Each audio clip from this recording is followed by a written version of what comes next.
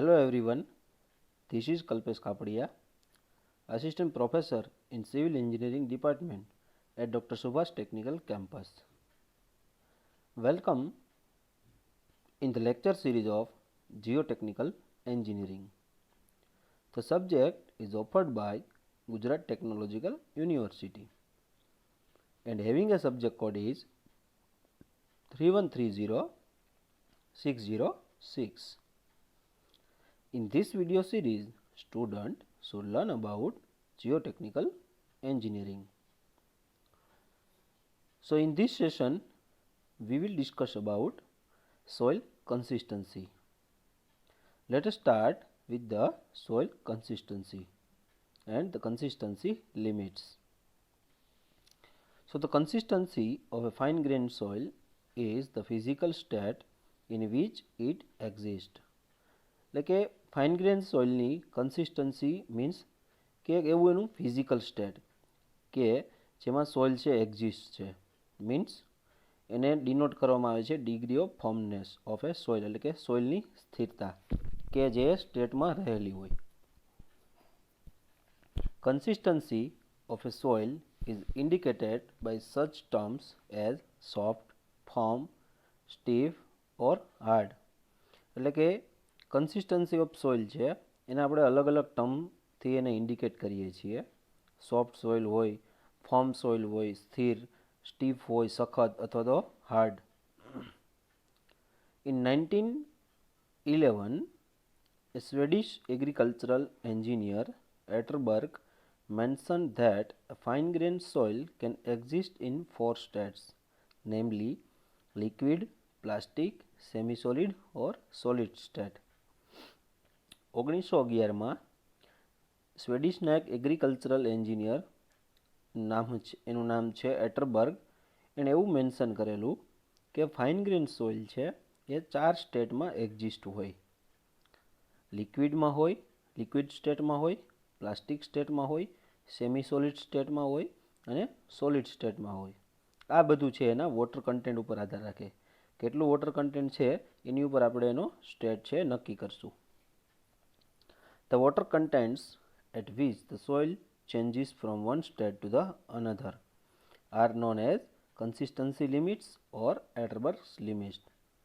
એટલે કે જે સોઇલ છે એ સોઇલના જે સ્ટેટ છે એ એક સ્ટેટમાંથી બીજા સ્ટેટમાં ચેન્જીસ થાય છે. પણ એ ચેન્જીસ થવાનું મેઇન રીઝન તો કે વોટર કન્ટેન્ટ. તો વોટર કન્ટેન્ટ ઉપર નક્કી કરી શકાય કે સોઇલ છે એ કયા સ્ટેટમાં છે. તો એને કહેવામાં આવે છે કન્સિસ્ટન્સી લિમિટ્સ અથવા તો એટરબર્ગ limits.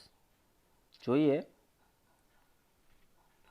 So this is the consistency limit curve. હવે તમને અહીંયા water content versus volume of solid માસનો કર્વ આપેલો છે. તો જોઈએ કે સૌથી પહેલાં છે liquid state.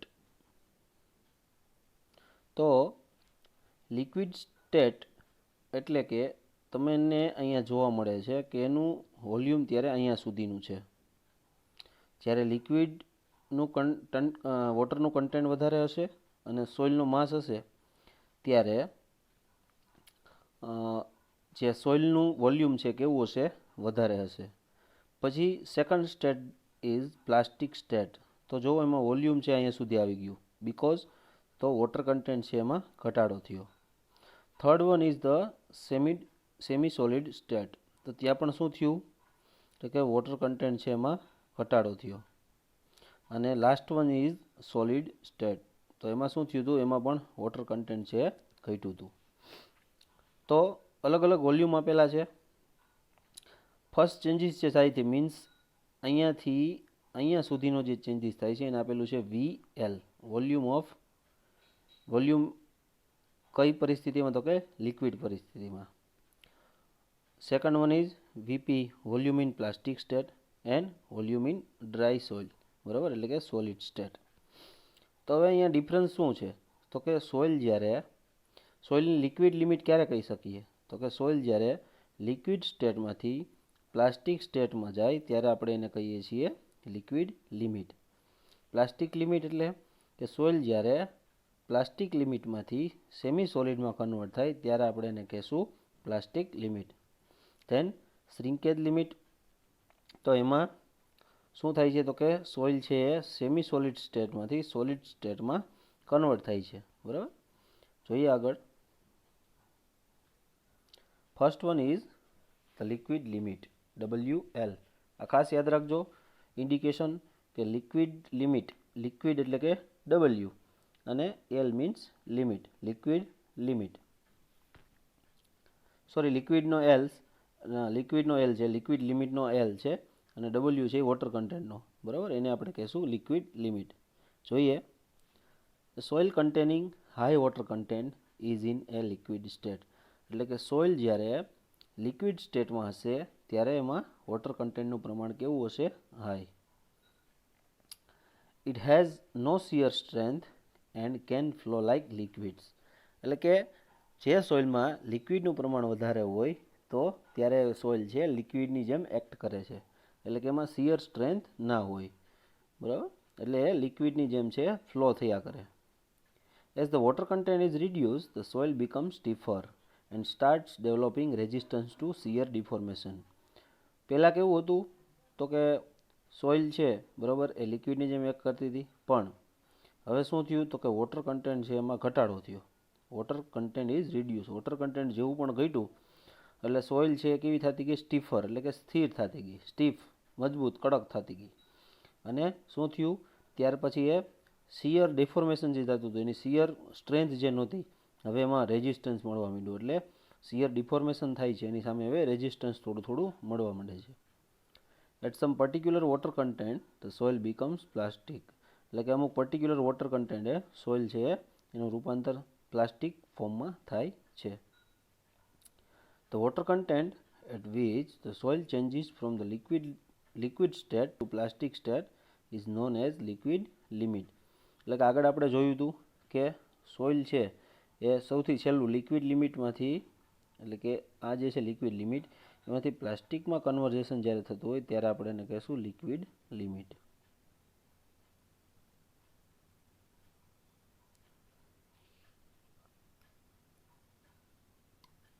Than plastic limit, WP. P means plastic limit, W એટલે કે water content. So the soil in the plastic state can be molded in various shape. જ્યારે પ્લાસ્ટિક સ્ટેટમાં હોય ત્યારે વેરિયસ શેપમાં મોલ્ડેડ થયેલી હોય. So as the water content is reduced, plasticity of soil is decreases. એટલે જેમ જેમ વોટર કન્ટેન્ટ હજી પણ ઘટશે, હજી પણ રિડ્યુસ થશે, એમ તેમ એની પ્લાસ્ટિસિટી છે એમાં વધારો થશે. સોરી, પ્લાસ્ટિસિટી છે એ ઘટતી જશે. જેમ જેમ વોટર કન્ટેન્ટ ઘટશે એમ પ્લાસ્ટિસિટી પણ ઘટતી જશે. અલ્ટિમેટલી શું થશે તો કે the soil passes from the plastic state to the semi solid state when it stop behaving as a plastic. હવે વોટર કન્ટેન્ટ જેવું રિડ્યુસ થયું એવું પ્લાસ્ટિક સ્ટેટ છે પણ ધીમે ધીમે ડિક્રીઝ થશે. એટલે હવે કેની જેમ બિહેવ કરશે તો કે સેમી સોલિડ જેવું. એટલે કે પ્લાસ્ટિક સ્ટેટમાંથી હવેનું કન્વર્ઝેશન થશે સેમી સોલિડમાં. એટલે કે હજી વોટર કન્ટેન્ટનું પ્રમાણ તો એમાં હશે જ. It cracks when remoulded. એટલે કે પ્લાસ્ટિકમાંથી જ્યારે સેમી સોલિડ સ્ટેટમાં જાય એટલે કે એનું જે મેઇન ટૂંકમાં જે મોલ્ડ હોય બરાબર એ મોલ્ડમાંથી રિમોલ્ડ થાય એટલે એમાં ક્રેક ડેવલપ થાય. So the water content at which the soil changes from plastic state to semi solid state is known as a plastic limit. એટલે કે વોટર કન્ટેન્ટ કેવું વોટર કન્ટેન્ટ કે જેમાં સોઇલ છે એનું પ્લાસ્ટિક સ્ટેટમાંથી સેમી સોલિડ સ્ટેટમાં રૂપાંતર થાય તો એને કહેશું આપણે પ્લાસ્ટિક લિમિટ. જેમાં આપણે આગળ જોયું હતું કે સોઇલ છે એ પ્લાસ્ટિક જે સ્ટેટ છે એમાંથી ક્યાં જાય છે? સેમી સોલિડ સ્ટેટમાં. એટલે કે એનું વોલ્યુમ પહેલાં કેટલું હતું? અહીંયા સુધીનું. હવે વોલ્યુમ કેટલું થઈ ગયું? આટલું થઈ ગયું. બરાબર, કારણ કે વોટર કન્ટેન્ટ છે એ ઘટ્યું. એટલે જેવું સેમી સોલિડ સ્ટેટમાં એન્ટર થશે એટલે રિમોલ્ડ થશે એટલે ક્રેક ડેવલપ થશે. Means plastic limit is the એમાં શું થશે તો કે પ્લાસ્ટિક લિમિટમાંથી એ સેમી સોલિડમાં એનું રૂપાંતર થશે. એને આપણે કહીશું plastic limit. Then shrinkage limit. શ્રિંકેજનો S, W વોટર કન્ટેન્ટનો, WS એટલે કે shrinkage limit.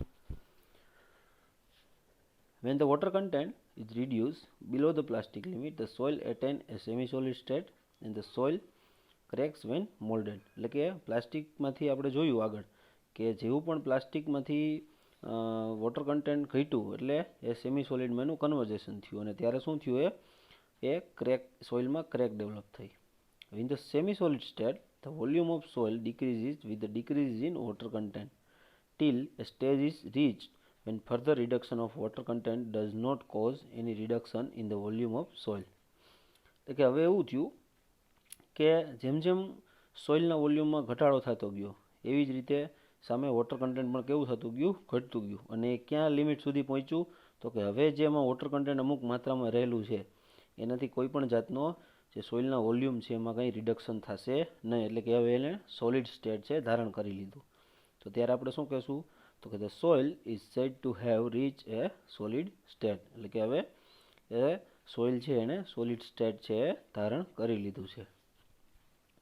So the water content at which the soil changes from the semi-solid state to the solid state is known as a shrinkage limit. એટલે કે semi solid સ્ટેટમાંથી solid સ્ટેટમાં જ્યારે conversion થાય ત્યારે આપણે એને કહેશું શ્રિંકેજ લિમિટ. મીન્સ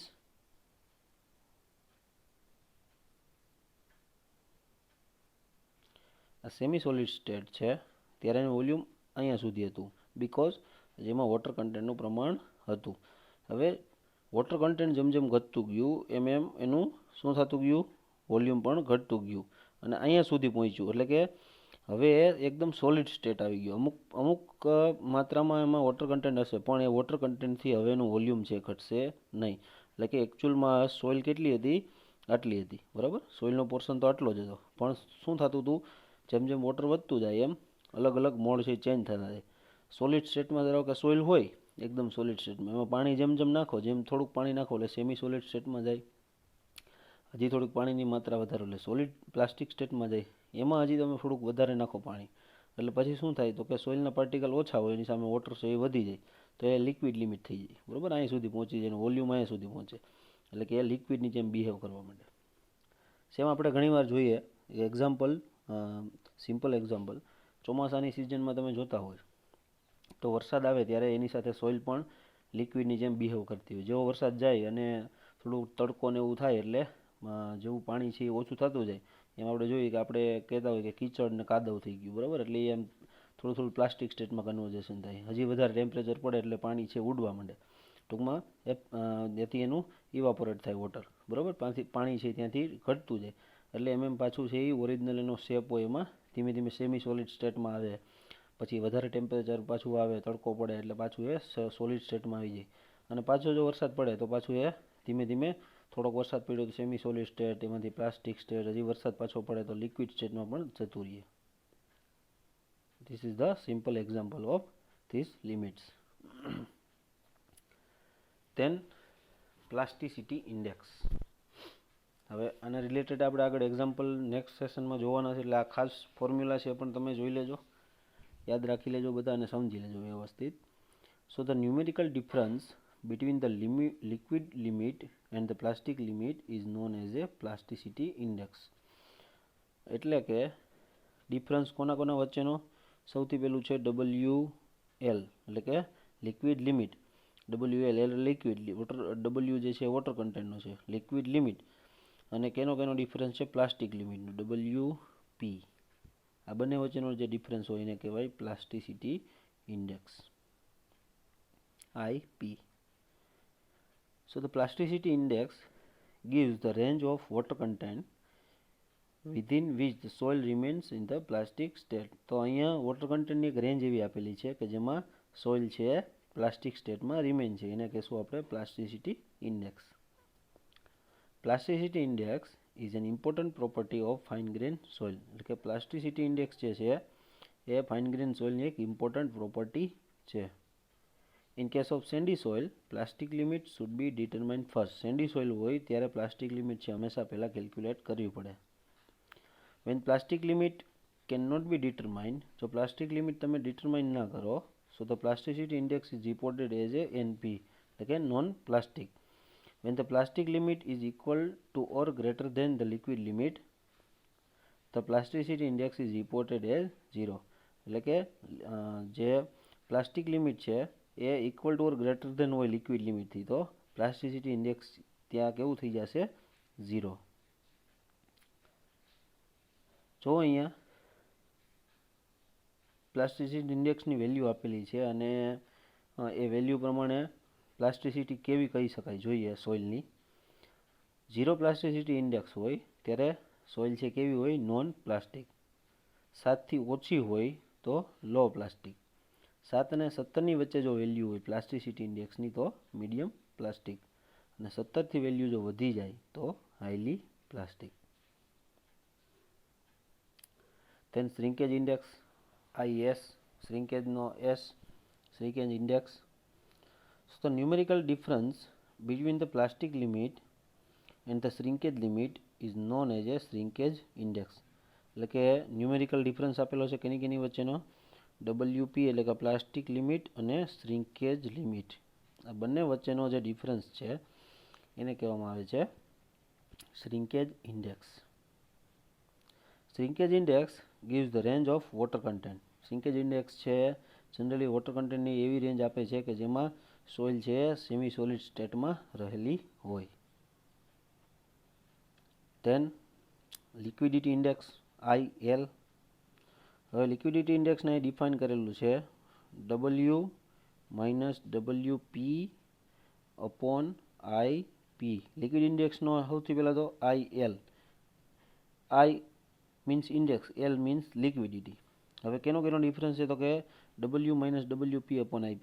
તો અહીંયા આ જે W છે નેચરલ વોટર કન્ટેન્ટ છે, અને પ્લાસ્ટિસિટી ઇન્ડેક્સ જ્યારે પ્લાસ્ટિક લિમિટ જ્યારે હોય ત્યારે બંનેનું difference divide by plasticity index IP. Formula યાદ રાખજો, ખાસ કરીને એક્ઝામ્પલ માટે ખાસ જરૂરી છે. where W is equals to water content of the soil in natural condition. The liquidity index of a soil indicates the nearness of its water content to its liquid limit. એટલે કે liquidity index એ present કરે છે તો કે સોઇલની જ્યારે soil છે એ near about its liquid limit તરફ હોય, એનું વોટર કન્ટેન્ટ છે એ લિક્વિડ લિમિટ જેટલું હોય. when the soil is at its liquid limit, liquid લિમિટે જ્યારે સોઇલ હોય ત્યારે IL એટલે કે લિક્વિડિટી ઇન્ડેક્સ થાય 100% and its behave as a liquid. Obviously સોઇલમાં પાણીનું પ્રમાણ છે 100% જેટલું હોય તો ત્યારે સોઇલ છે લિક્વિડની જેમ બિહેવ કરે. But when the soil is at the plastic limit, plastic લિમિટમાં જ્યારે હોય ત્યારે લિક્વિડિટી ઇન્ડેક્સ થઈ જાય 0 and its behave as a semi solid. then consistency index. consistency index I means index, C means consistency. શું છે તો કે WL minus W divided by IP into 100. એટલે કે લિક્વિડ લિમિટ અને નેચરલ વોટર કન્ટેન્ટ જે હોય એ બંને વચ્ચેનો difference divide by plasticity index. It's called consistency index. where W is equals to water content of the soil in natural condition. The consistency index of soil indicates the nearness of its water content to its plastic limit. હવે consistency limit છે એવું indicate કરે છે તો કે જે soil છે એનું વોટર કન્ટેન્ટ છે એ નિયર અબાઉટ એના પ્લાસ્ટિક લિમિટ જેટલું હોય છે. when the soil is at its plastic limit તો IC એટલે કે કન્સિસ્ટન્સી ઇન્ડેક્સ કેવી થઈ જશે? 100%. તો કે indicating that the soil is relatively firm. બરાબર, એટલે કે સ્થિર. when the soil is at its liquid limit, જ્યારે લિક્વિડ લિમિટ તરફ જ્યારે સોઇલ હોય ત્યારે કન્સિસ્ટન્સી ઇન્ડેક્સની વેલ્યુ ઓબ્વિયસલી કેવી થઈ જશે? 0. એટલે કે indicating that the soil is extremely soft. કેવી છે? સોઇલ છે સોફ્ટ છે and has negligible shear strength. The sum of the liquid limit and consistency index is always equal to 0. એટલે કે IL plus IC is equals to 0. હવે અહીં value આપેલી છે તો કે સોઇલ જ્યારે સેમી સોલિડ ઓર સોલિડ સ્ટેટમાં હોય, કન્સિસ્ટન્સી સેમી સોલિડ ઓર સોલિડ સ્ટેટમાં હોય ત્યારે લિક્વિડિટી ઇન્ડેક્સ છે નેગેટિવ હોય અને કન્સિસ્ટન્સી ઇન્ડેક્સ છે એ ગ્રેટર દેન 1.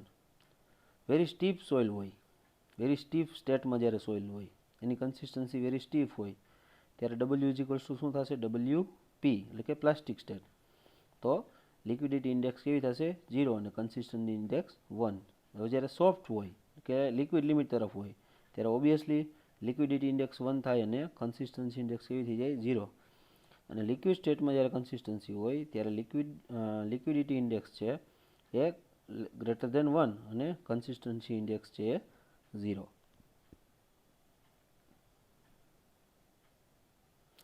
હવે જોઈએ activity of soil.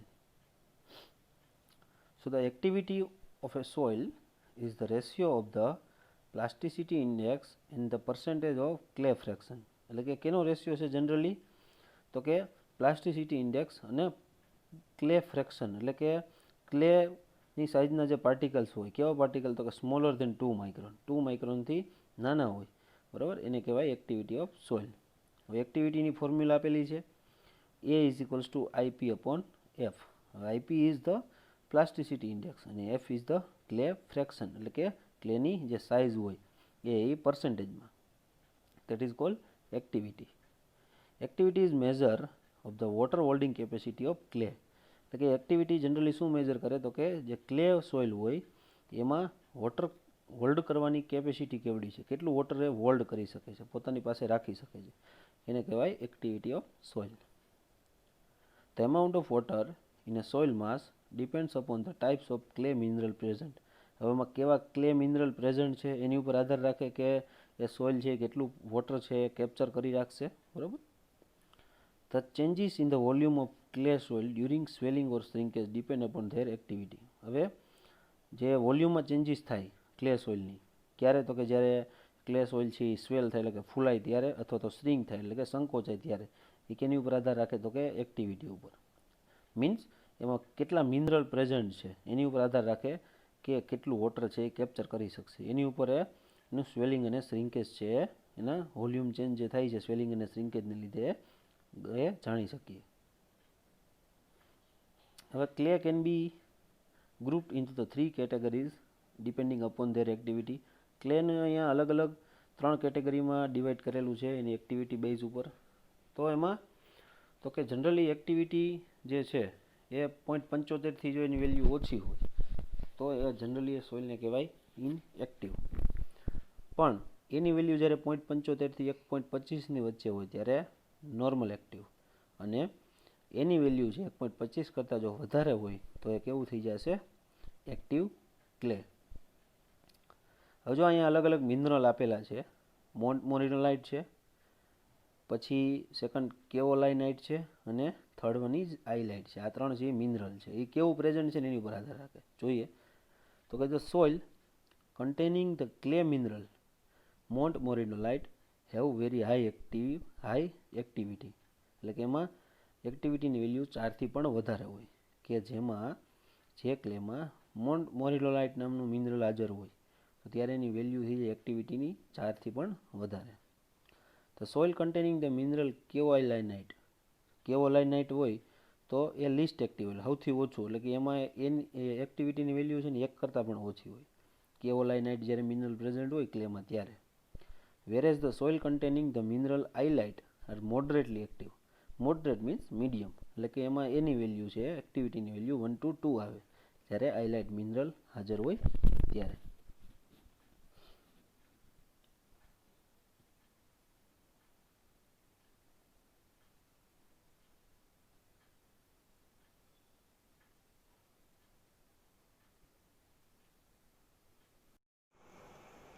So now these are the list of references.